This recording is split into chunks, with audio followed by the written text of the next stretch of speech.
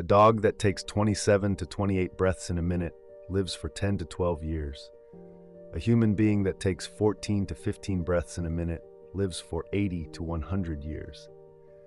But a tortoise that takes only 5 to 6 breaths in a minute lives for 500 to 600 years. It is clear that the animal whose number of breaths is less can live for as long as that animal. Understanding this, our ancestors started working on the science of reducing the number of breaths and increasing its depth. Because they understood that a person does not live for a year or a month, but a certain number of breaths. And by reducing the rate of breathing, the age can be extended. But this rate of breathing should be natural. When we breathe, we feel the air in 3 to 4 places: throat, heart, lungs, and stomach. We do not even know the air that goes into the brain. We do not even know the air that goes into the ears and eyes. We do not even know the air that goes inside the respiratory system. The air that goes inside the respiratory system is divided in many ways, which goes to different areas, does its own work, and comes out again in different forms. All this happens so fast that we do not even know it. We only know that oxygen went inside and carbon dioxide came out. But we do not know what is right or wrong inside. If we take a deep breath, the bacteria inside the body begin to deteriorate with rapid flow. The ability to fight the diseases of the kidneys also increases. New blood starts being produced in the bone marrow. The mucus in the intestines begins to accumulate. The awareness of the brain returns, which improves the memory power. With the activity of the neurons, the ability to think and understand comes back to life. Self-confidence returns from the air in the lungs. Just think, when there is a strong gust of wind in the jungle, the roar of the jungle awakens. Just one gust of wind, the process of Kapalbhati or Bhastrika, is like that gust of strong wind. Very few people have the ability to bring the storm inside them. The storm is born from continuous practice. A 10-minute storm will change your whole life with your body and mind. These days, most people's breaths are scattered. People do not know how their breaths are going. When the feeling of anger arises, the breath changes. When the feeling of lust arises, the breath changes. With each of our emotions and thoughts, our breaths also change.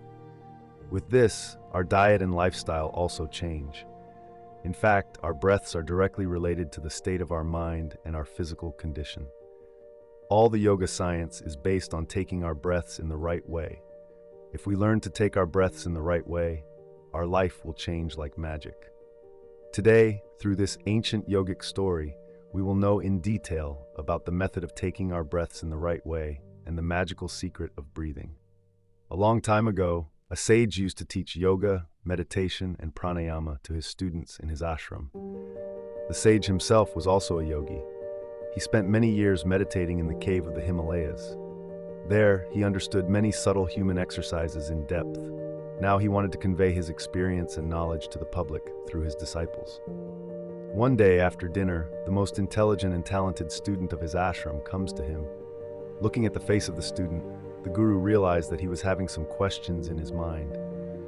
As soon as he approached the guru, the student bowed to him and said, "Gurudev, I want to ask you some questions." The guru smiled and said, I understood this by looking at your face. Ask, what are your questions?"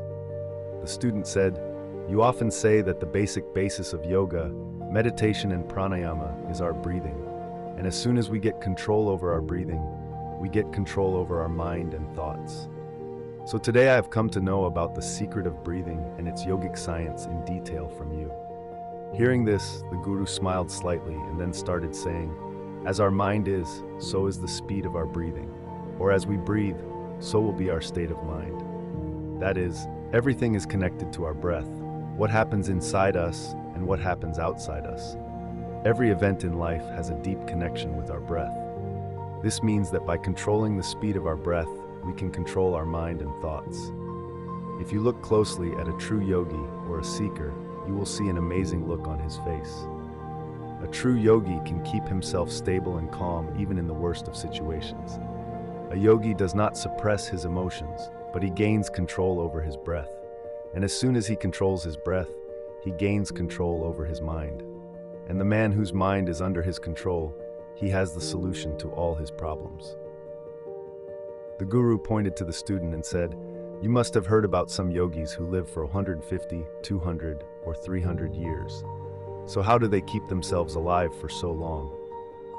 In fact, they control their breath, which is also called life force. Life force is all around us. A yogi knows very well how much to take and how much to leave it, and he gains a lot of skill in this work. That is why he can use this life force according to his needs and can make himself long-lasting. If you want to keep your body healthy, if you want more power than normal, if you want a sharp mind, then you will have to understand your breath. You will have to control it. And as soon as you control it, everything will be arranged in your life. Actually, there is no such thing as fear, worry, and trouble. It is just the creation of our mind and emotions. And only one thing can control our mind and emotions, and that is our breath. The anger inside us, worry, jealousy, ego, desire to take revenge, all this works according to our breath. If we have control over our breath, then all these defects are under our control. The breath works as a bridge between our body and mind. If we want to reach our mind, if we want to understand its defects and remove them, then we will have to walk on the bridge of our breath.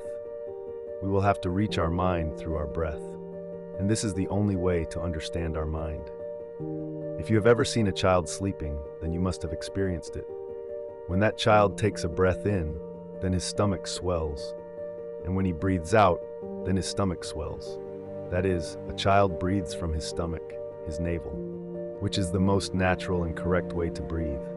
Because of his deep and long breath, the child's mind is excited and light. His body works more naturally. You must have seen that the child does not keep anything in his mind for a long time, and neither can he be angry with anyone for a long time. If he is scolded or beaten for a mistake, then after a while he forgets it and gets immersed in his game. The child can be so simple because his breath runs naturally, that is, from the navel. The child's body needs development, more energy for development, and more long breaths for more energy.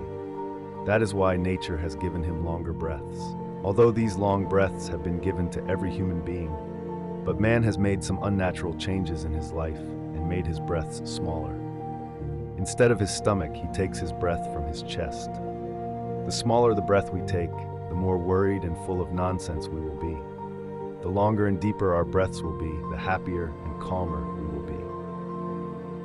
The guru further said, a man takes 14 to 15 breaths in a minute. The direct relationship of breathing is with the state of our mind and our physical body.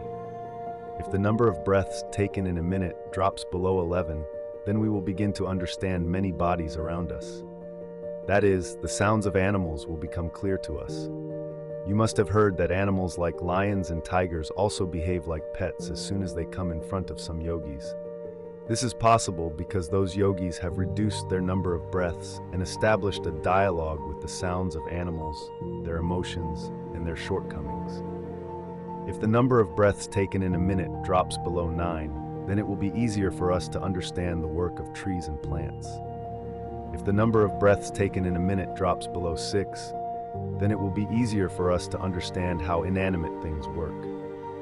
The shortcomings of inanimate things and the world associated with them become clear to us. In other words, the nature of the universe can be understood, and many yogis and sages predict the mysteries of the universe and the events that take place in them. The more stable our body is, the less we breathe. If we take our whole body to a certain level of stability and do not breathe very quickly, then our awareness increases. Friends, according to yogic science, a seeker can do many things by controlling his breath that are beyond the life of an ordinary person. In the yogic tradition, it is also said that by holding his breath for hours, a person can experience a new human state. Many diseases that can be fatal or have no cure can only be cured by controlling their mind and brain. By controlling their breath, a person can reach such a mental state where future ups and downs in life will not bother him. Some people may find all this a story, because usually people do not do this, and anything that they do not believe in is denied by calling it superstition. But people who follow the ancient yogic traditions claim such things. One of those people is Swami Rama. Swami Rama used to live in the caves of the Himalayas. He had started practicing yoga pranayama from childhood. In 1970, Swami Rama went to an American research laboratory. By controlling his breath, he used to control his breath, brain waves, heartbeats, and blood flowing in his body. The doctors present in the laboratory did research on Swami Rama's body and declared him dead. But could Swami Rama feel everything even in this state? Seeing this, the team of the researchers present there was stunned. In addition, Swami Rama could reduce and increase the growth of the tumor in his body at his own will. The team of the researchers, who were filled with the claims of the Himalayan yogis, superstition, and deceit, suddenly began to feel inner science. An inner science that is beyond the imagination of an ordinary human being. Taking breath carefully is an ancient yogic technique. A yogi who has gained control over his breath can stop his breath whenever he wants. According to Swami Rama, if you understand your breath, then the diseases in your body, which are not even treated by medical science today, can also be cured through breath. To explain the secrets of breath, Swami Rama later wrote a book with some of his colleagues, which is called Science of Death. The Guru further said, "When the breath is disturbed, the mind also becomes unstable. But when the breath is calm, the mind also becomes stable, and the yogi becomes long-lived. That's why we should learn to control our health." Looking into the eyes of the disciple, the Guru said, "Do you think that the longer you breathe in, the longer you breathe out? No.